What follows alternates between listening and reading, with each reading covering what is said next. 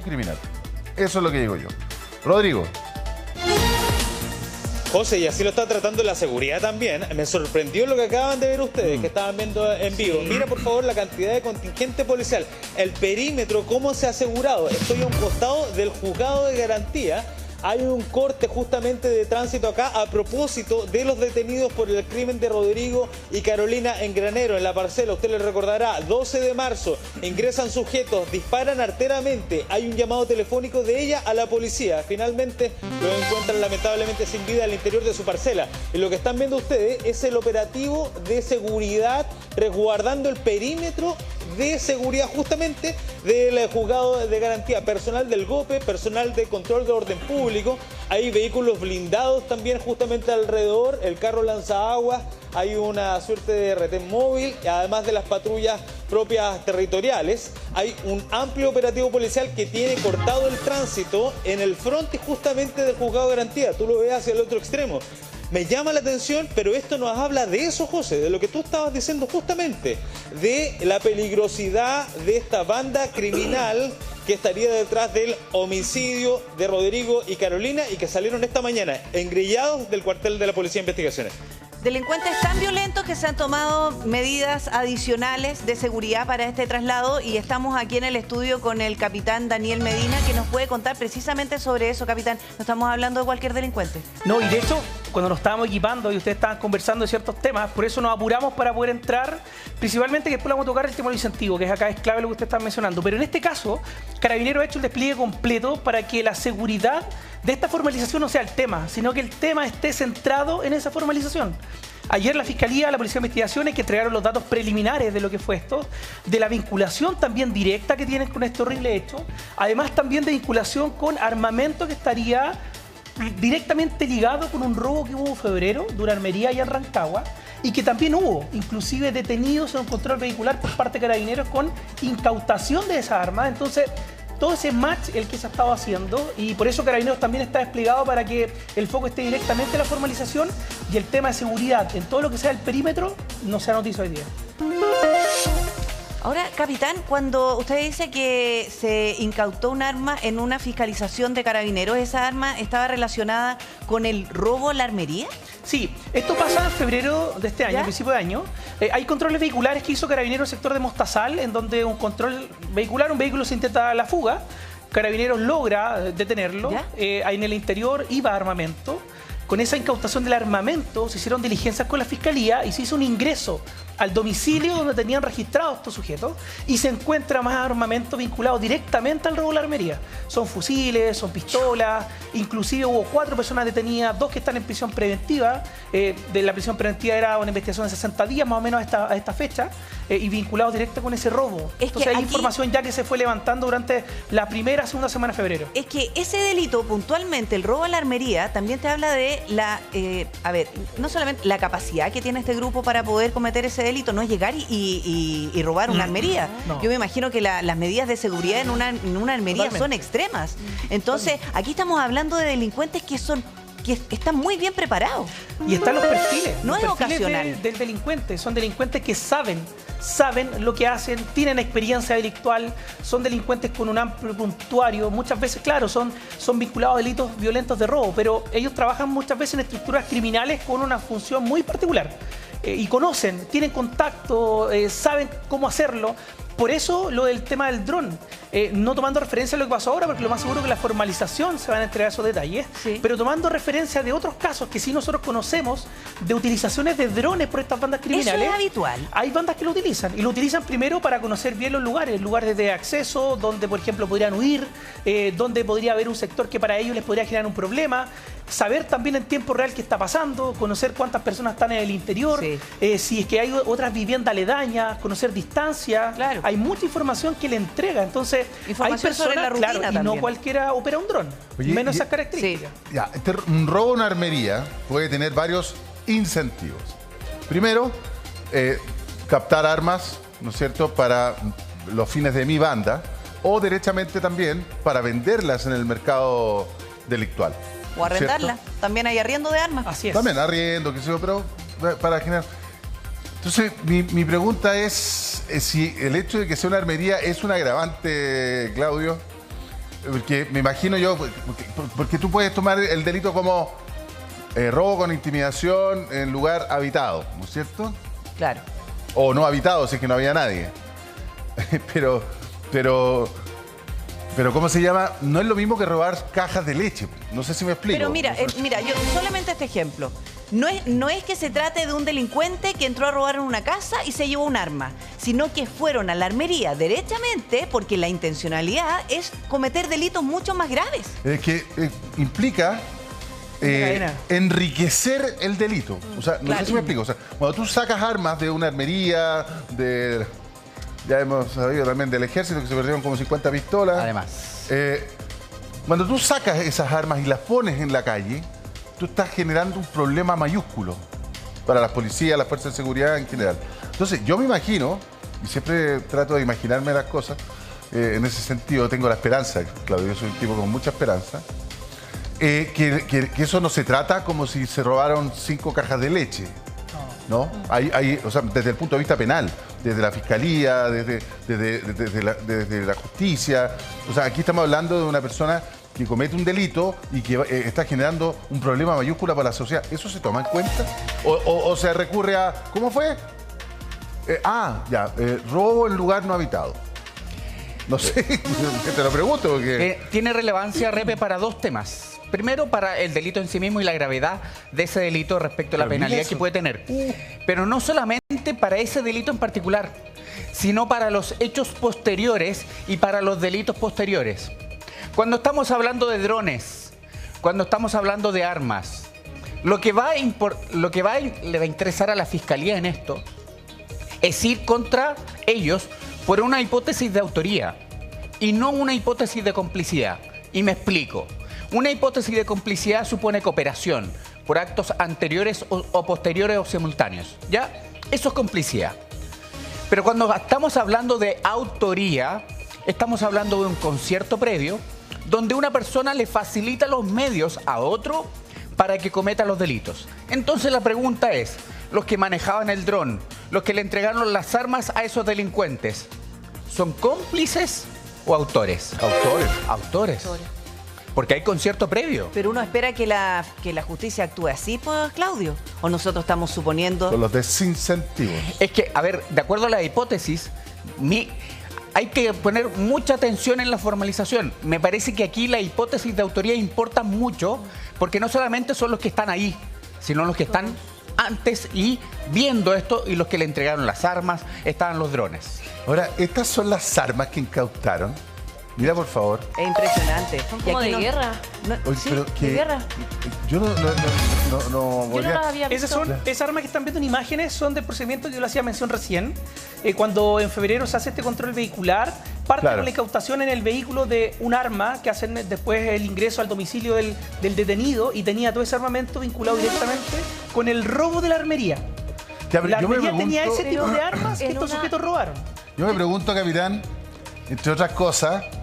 la escopeta, pero cuando... Eso es un fusil de asalto. ¿Pero por qué ¿Por qué la armería? ¿Por qué la armería venden fusiles de asalto? Sí, ¿sabes que la pregunta de la Michelle es bien, mira, muy de sentido ¿A quién común? le van a vender un arma así? Sí. ¿Cómo en una armería? Claro. ¿Cómo en una armería ¿Cuál venden es un su arma así? público ¿Por qué? objetivo? Sí. Porque tú cuando tienes una venta, Claro, exacto. tienes que tener un público objetivo. ¿Cuál es la demanda? Claro, ¿quiénes te van a venir a comprar ese tipo de armas? Y además O sea, tú hay una armería. Yo, por ejemplo, que tengo antecedentes limpios, que soy un ciudadano que paga impuestos. comprar un Voy a fusil. una armería y puedo postular para comprarme un fusil de asalto. En Chile está prohibido. Está prohibido. El Está tema prohibido. del uso de armamento en Chile está muy detallado para el uso de defensa personal.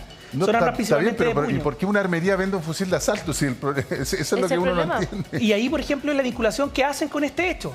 Porque, volviendo también al tema que estábamos conversando ahora, una de las armas que hace mención también la Fiscalía el día de ayer y la Policía de Investigaciones tiene vinculación también con este hecho. Y esa es la vinculación que estaban haciendo ayer también con el caso. Y eso es lo bueno, que se pueda como entrelazar esto. Claro. Sí. Rodrigo Pérez. Sí, a ver, mira, ustedes lo comentaban muy bien y por eso yo les decía, hay que poner ojo en las maniobras que realizó esta organización criminal antes y en cómo opera. Claro. Se robaron 50 armas y usted lo decía muy bien, en el control vehicular que consignaba el capitán Medina, se rescatan entonces finalmente parte de estas armas. Hay algunas que francamente llaman la atención por sus características. En la tarde del día de ayer, yo no estaba observando específicamente qué armas ustedes están mostrando, pero la tarde del día de ayer, por ejemplo, se incautaron, además de los drones, una escopeta, se incautó un arma que tenía el número de serie, que es una 9 milímetros, que viene del robo de la armería. Y además de eso, un fusil como una suerte de fusil de asalto que evidentemente impresiona por sus características, que es un fusil de aire comprimido, que finalmente también fue dentro de la incautación del día de ayer. La de al principio de este año también fueron incautados fusiles que, claro, llaman la atención por su poder. Y estamos hablando de una organización criminal que está dispuesta a realizar esta operación para lograr el armamento, para realizar luego estos robos. Y aquí, José, concuerdo contigo que no hay que soltar la línea del ensañamiento. Eso. Esto es simplemente un robo. No. Es que tienes toda la razón, Rodrigo. Lo primero que uno se pregunta es por qué se ensañan de esa forma. Si es que a lo mejor conocían o no. De hecho, lo primero que nosotros preguntábamos cuando nos enteramos de este crimen horroroso es si los conocían o no. Si es que fueron con un hambre de cobrar venganza. Porque es demasiado violento lo que se vivió. Recuerda que además nosotros tuvimos el resguardo de no mostrar, ni que ustedes escucharan en sus casas, un audio que es terrible. Que es cuando esta persona, cuando Carolina está pidiendo ayuda desesperada, llamando a carabineros, y resulta que se escuchan los disparos y se corta el llamado. Entonces, de verdad, yo creo que todas las características que tiene este doble crimen, por supuesto que llama mucho la atención y hay que conocer el fondo. ¿Por qué se ensañan de esta forma con este matrimonio? Que además... Ojo, este matrimonio también se estaba defendiendo con un arma. Muchas veces entran a robar y probablemente no denuncian muchas personas que son víctimas de este tipo de delitos. A lo mejor porque solamente o roban especies o no se los topan, no se dan cuenta al otro día.